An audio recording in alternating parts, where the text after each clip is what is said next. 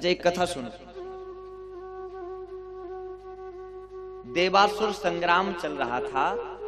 दशरथ जी महाराज देवासुर संग्राम में देवताओं के पक्ष से युद्ध करने जाते हैं।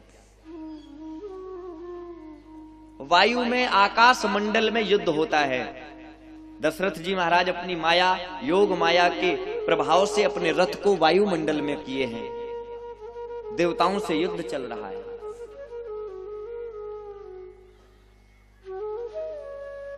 दैत्यों ने एक ऐसा प्रहार किया दशरथ जी महाराज के रथ पर कि रथ के पहिए की धुरी टूट गई, और जैसे ही रथ के पहिए की धुरी टूटी वो ऊपर से नीचे की ओर आने लगा। ऊपर था, रथ के पहिए की धुरी टूटी, नीचे आने लगा। अब तो दशरथ जी को लगा मानो आज मेरे प्राण चले जाएंगे, अब मुझे कोई बचाने वाला नहीं है।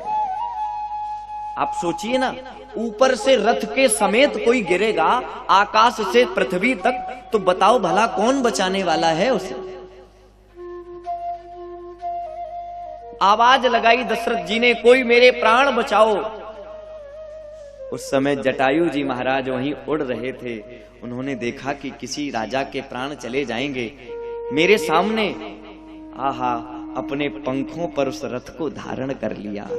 पंखों पर रथ को धारण किया, नीचे उतारा और रथ में नीचे दब गए। पंखों से रक्त निकलने लगा, पूरा शरीर घायल हो गया।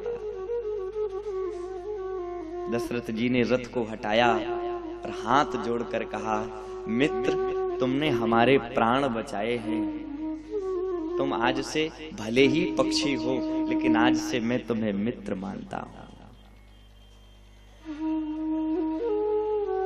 बताओ क्या चाहिए, क्या कामना है, मैं तुम्हें वरदान देना चाहता हूं। जटायु ने कहा, महाराज हम आमिष भोगी पक्षी को आपने अपना मित्र बना लिया, इससे बड़ा वरदान और क्या चाहिए। कोई राजा इस पक्षी को मित्र बोल दे। देखो जटायु, मैंने तुम्हें वचन दिया है, तुम जो कहो वो हम तुम्हें देंगे। जटायु ने हाथ जोड़कर कहा, महाराज दशरथ अगर आप देना चाहते हो तो एक काम करना, आप अपने बड़े बेटे से मेरी अंतिम क्रिया करवा देना, बस हम यह चाहते हैं, यह हम वरदान चाहते हैं। और जब महाराज जटायु ने यह कहा तो दशरथ जी महाराज को पता था मेरे एक भी बेटा नहीं। तब गिलानी हुई, मन में सोच हुआ कि हम कैसे करवा पाएंगे, लेकिन राम जी ने जो जैसा कृपा किया है वही हो पाएगा।